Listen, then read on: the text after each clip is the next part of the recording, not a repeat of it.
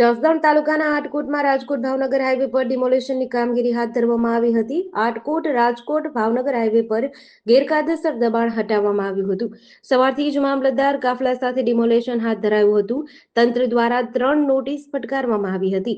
Highway પર દબાણ હટાવવા કામગીરી હાથ ધરાઈ હતી। પોલીસના કડક બંદોબસ્ત વચ્ચે આ કામગીરી કરવામાં આવી હતી।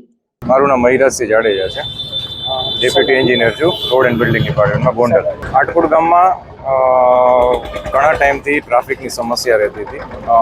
દબાણો ધીરે ધીરે રોડ ઉપર આવી ગયા હતા અને અવારનવાર અકસ્માત પણ થવાના ઘણા બનાવ બનેલા છે।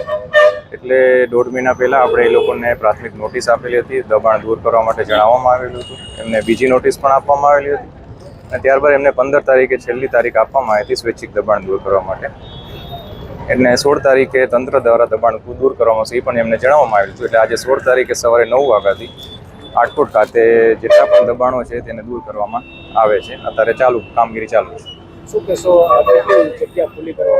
જગ્યા ખુલ્લી કરવામાં તો ગોંડલ આટકોટ ખાતે જસદણ ચોકડીથી ગોંડલ ચોકડી સુધીના જેટલા પણ દબાણો હતા બધા દૂર કરવામાં આવે છે। જેડીસી ન્યૂઝ સાથે કરશન બામટા, જસદણ।